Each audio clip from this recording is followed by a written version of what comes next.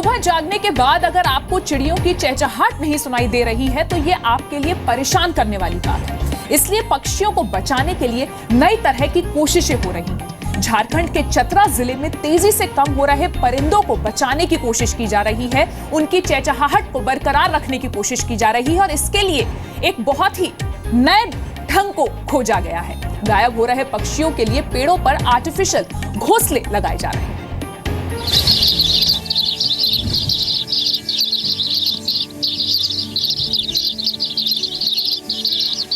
गौरैया अब दिखाई नहीं देती। इस छोटे आकार वाले खूबसूरत पक्षी का कभी इंसान के घरों में बसेरा हुआ करता था और बच्चे बचपन से ही इसे देखते हुए बड़े हुआ करते थे। अब समय बदल गया है। गौरैया के अस्तित्व पर छाए संकट के बादलों ने इनकी संख्या काफी कम कर दी है और कहीं कहीं तो ये अब बिल्कुल दिखाई नहीं देती। विलुप्त हो रहे इन पक्षियों की सुरक्षा और बचाव के लिए एक नई शुरुआत की गई है। झारखंड के चतरा में अब आर्टिफिशियल घोंसलों के जरिए पक्षियों को संरक्षित किया जाएगा। चतरा में 425 आर्टिफिशियल घोंसले लगाए जाएंगे। ये घोंसले स्वयंसेवी संस्था के सहयोग से लगाए जा रहे हैं। वन विभाग की ओर से घोंसला लगाने का काम शुरू भी कर दिया गया है।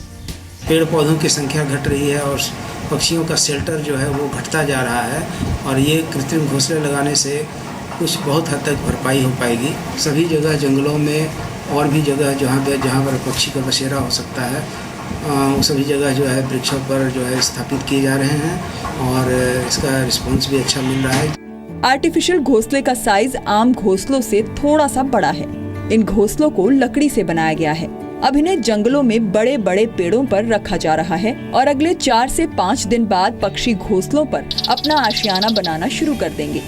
इलाके में बिजली की ट्रांसमिशन लाइन आने की वजह से बड़ी संख्या में पेड़ कट गए, जिससे पक्षियों पर असर पड़ा है। इसीलिए केंद्र सरकार ने पावर ग्रिड ऑफ इंडिया को पक्षियों के संरक्षण के लिए आर्टिफिशियल घोंसला लगाने का निर्देश दिया है। 60 से 80% भूभाग था, सो वन से पटा पड़ा था, मगर आज लगातार अंधाधुंध बरसों पूर्व से हो रहे वन की कटाई से और यहाँ के जो जानवर या पशु पक्षी उनके अस्तित्व पर खतरा आ गया था। घोंसला बनाने का जो निर्णय लिया है वह बहुत ही सराहनीय है, कदम है वन विभाग का।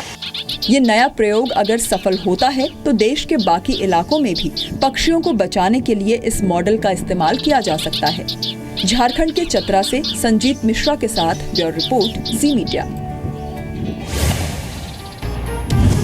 और पेड़ों की कटाई पक्षियों पर बड़े खतरे के रूप में सामने आ रही है। हम आपको आंकड़ों के साथ कुछ जानकारी देते हैं। आप ये सोचकर हैरान रह जाएंगे कि जिन पक्षियों को पहले आप सुबह सुबह देखते और सुनते थे, अब उनकी आवाज मुश्किल से क्यों सुनाई देती है। सवाल का जवाब ये है, जंगलों की कटाई से पक्षियों के गायब होने का खतरा बढ़ा।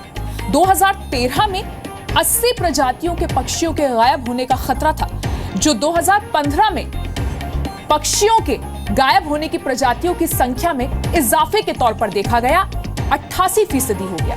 भारतीय प्राणी सर्वेक्षण यानी ZSI ने पेड़ों के काटे जाने पर चिंता जताई। गौरैया, मैना, चील, गिद्ध, कोयल, ये सब तमाम तरीके के जो पक्षी हैं, इनकी संख्या घटी है। ऊंचे पेड़ों की कटाई से चील और गिद्धों की संख्या में कमी आई है। पेड़ों की संख्या कम होने से कौवों की संख्या में भी कमी आई है।